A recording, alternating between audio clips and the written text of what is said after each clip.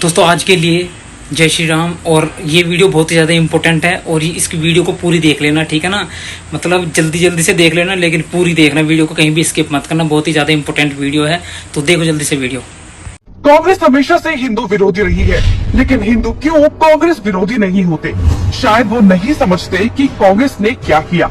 आपको साल दर साल का ब्यौरा देते हुए बताएंगे कि कैसे कांग्रेस ने हिंदुओं का मजाक बना दिया। 1950 में आया आर्टिकल 25। कांग्रेस 1950 में आर्टिकल 25 को लेकर आई, जिससे धर्म परिवर्तन को मान्यता दे दी गई। और सबसे ज्यादा किसका धर्म परिवर्तन हुआ ये सब जानते हैं, लेकिन ये तो सिर्फ शुरुआत थी।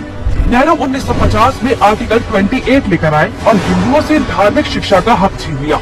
लेकिन आर्टिकल 30 के तहत अल्पसंख्यक अपनी धार्मिक शिक्षा दे सकते हैं। धार्मिक शिक्षा के बाद निशाने पर थी धार्मिक संस्थाएं। 1951 में HRCE एक्ट, 1951 में Hindu religious and charitable endowment act लेकर आए। उन्होंने कारण दिया कि बड़े मंदिरों का रखरखाव सही से हो सके, लेकिन इसकी आड़ में कब्जे कर लिए, जिसके तहत भारत में मौजूद बड़े बड़े मंदिरों का प्रबंध सरकार ने अपने हाथों में ले लिया और मनमाने ढंग से इनकी संपत्ति का दुरुपयोग किया। और ये सिर्फ हिंदुओं के मंदिर पर लागू था, बाकी धर्मों या धार्मिक स्थल पर लागू नहीं था। 1956 में हिंदू कोड बिल आया। 1956 में नेहरू सरकार हिंदू कोड बिल लेकर आई, लेकिन अल्पसंख्यकों के लिए इन्होंने पर्सनल लॉ बोर्ड को बिल्कुल हाथ नहीं लगाया। मतलब एक ही है, देश में एक जाति कब संविधान कानून से और दूसरी अपने धर्म के कानून के हिसाब से, और आज भी यूनिफॉर्म सिविल कोड से कतराते हैं।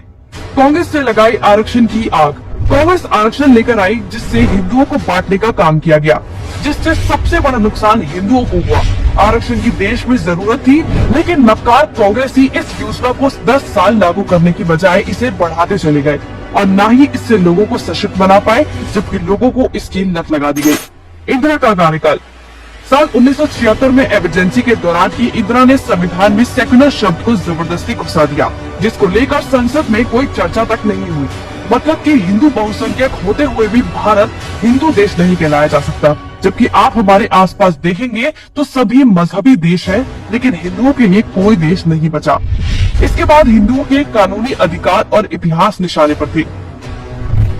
1991 में पूजा स्थल कानून।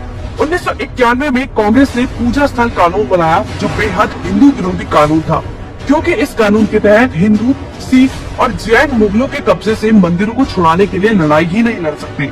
उनके पास दलील सुनने का कोई कानूनी अधिकार ही नहीं छोड़ा गया। हमने लाखों मंदिर और उनका इतिहास खो दिया। 1992 माइनॉरिटी कमीशन एक्ट। कांग्रेस ने अल्पसंख्यक आयोग अधिनियम बनाने के बाद अल्पसंख्यक आयोग बना दिया।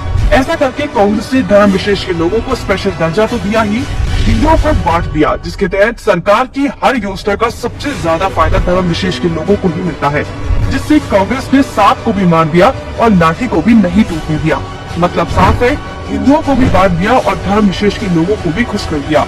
जब देश सेकुलर बना दिया तो मेजोरिटी और माइनॉरिटी की जरूरत ही क्या थी। 1995 में वक्फ बोर्ड कानून।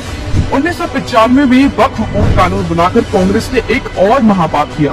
वक्फ बोर्ड को असीमित शक्ति दे दी गई। आज स्थिति ये है कि वक्फ बोर्ड किसी भी संपत्ति पर दावा कर दे तो कोर्ट से भी कोई मदद नहीं मिलेगी। रेलवे और रक्षा के बाद संपत्ति के मामले में वक्फ बोर्ड देश में तीसरे स्थान पर पहुंच गया है। अब सिर्फ एक आखिरी बार बचा था, वो बात था राम सेतु एफिडेविट। राम सेतु एफिडेविट बनाया। हिंदुओं ने फिर 2004 में कांग्रेस को चुन लिया, तो कांग्रेस ने इसका इनाम देते हुए राम सेतु एफिडेविट बनाया और भगवान श्री राम के अस्तित्व को ही नकार दिया और काल्पनिक बताया। आस्था और धर्म पर वार करने के बाद अब कांग्रेस ने हिंदुओं को ही बदनाम करने का प्लान बना लिया। 2009 में हिंदू आतंकवादी घोषित। 2009 में फिर से हिंदुओं ने कांग्रेस को चुना, तो उसके बदले में कांग्रेस ने हिंदुओं को ही टेरर घोषित कर दिया। कांग्रेस ने बहुत ही चालाकी से एक एक कर हिंदुओं के धर्म, अधिकारों और शिक्षा के अधिकार को छीन लिया, लेकिन हिंदू फिर भी कांग्रेस को नहीं समझ पाया। औरंगजेब ने हिंदुओं को खत्म करने के लिए तलवार का इस्तेमाल किया, तो कांग्रेस ने हिंदुओं को खत्म करने के लिए संविधान का इस्तेमाल किया। फिर भी कांग्रेस ही बोल रही है कि लोकतंत्र खत्म हो रहा है, जबकि लोकतंत्र नहीं, हिंदू और हिंदुत्व खत्म हो रहा है। दोस्तों वीडियो अच्छी लगी तो लाइक शेयर करना, चैनल को सब्सक्राइब कर लेना हमारी नेक्स्ट वीडियो देखने के लिए, और वोट अपनी सोच समझ कर देना। जो हमारे हिंदुत्व के लिए लड़ती है सरकार, उसकी वोट देना चाहिए। आपने हिस्ट्री देख ली होगी, हिस्ट्री इनकी कांग्रेस की बहुत ही बुरी है, ठीक है। तो बीजेपी को वोट देना और जय श्री राम।